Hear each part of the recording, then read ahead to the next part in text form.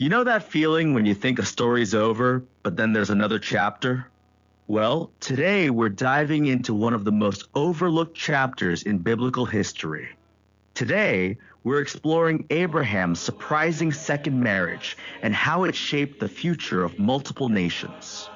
And what's fascinating is how this chapter challenges our assumptions about endings and new beginnings.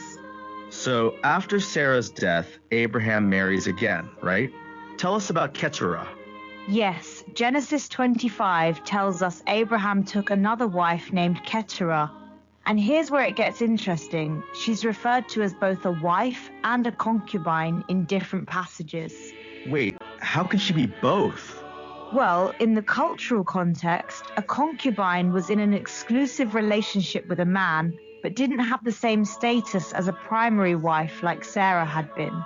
So it's not contradictory, it's just describing different aspects of her position? Exactly. And through this relationship, Abraham had 6 more sons: Zimran, Jokshan, Medan, Midian, Ishbak, and Shua.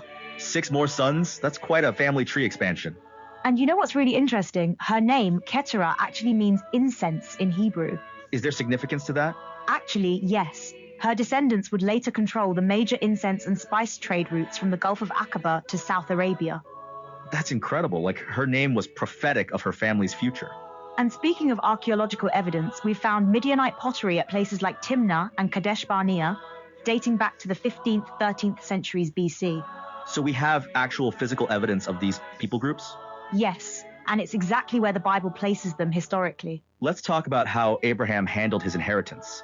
That must have been complicated with so many sons. It was, and Abraham handled it with remarkable wisdom. Genesis tells us he gave everything he owned to Isaac. Everything? What about the other sons? He gave them gifts and sent them eastward, away from Isaac. This wasn't about favoritism, it was about preserving God's covenant line through Isaac. So he provided for them but kept them separate to prevent future conflicts? Exactly. And this arrangement had huge implications. These sons became the fathers of various Arabian tribes. Tell me more about these descendants. Well, take Midian, for example. The Midianites appear throughout the Bible, and Moses actually married a Midianite woman. Oh, wow. So these family lines intersect again later? Yes, and Sheba, who was Jokshan's son, is connected to the famous Queen of Sheba who visited Solomon. It's amazing how these family connections ripple through history. And what's particularly touching is that when Abraham died, Isaac and Ishmael came together to bury him. That's a powerful moment of reconciliation. It really is. They buried him in the cave of Machpelah, where Sarah was already buried. How old was Abraham when he died? He lived to be 175 years old, and the Bible says he died at a good old age, full of years. That's quite a legacy he left behind. And what's remarkable is how his descendants, through Keturah, fulfilled God's promise to make him a father of many nations. Can you elaborate on that?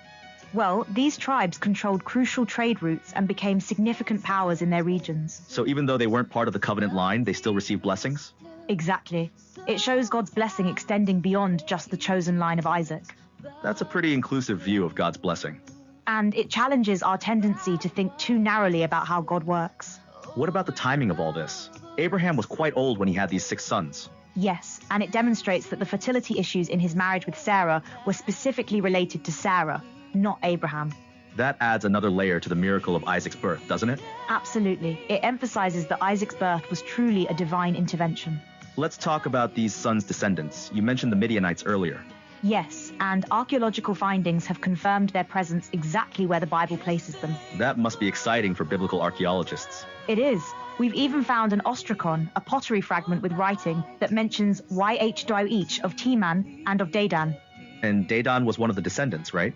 Yes, Dedan was Jokshan's son, showing these people maintained some knowledge of Abraham's God. That's fascinating. The spiritual influence continued even outside the covenant line. And it shows up later when Jethro, a Midianite priest, becomes Moses' father-in-law and acknowledges Yahweh.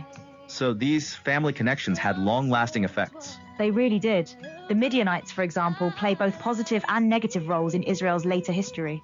It's like a complex family drama playing out across generations. And it shows how God's plans often unfold in ways we don't expect.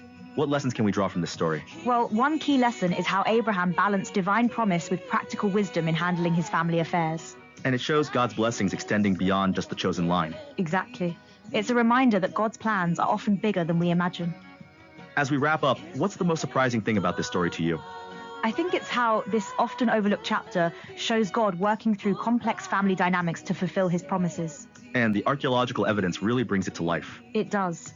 These weren't just stories, these were real people whose descendants left their mark on history. Well, that brings us to the end of today's episode of Co-Pilot Podcasts. Thanks for joining us on this fascinating journey through Abraham's later years. And remember, sometimes the most significant chapters come after what we think is the end of the story.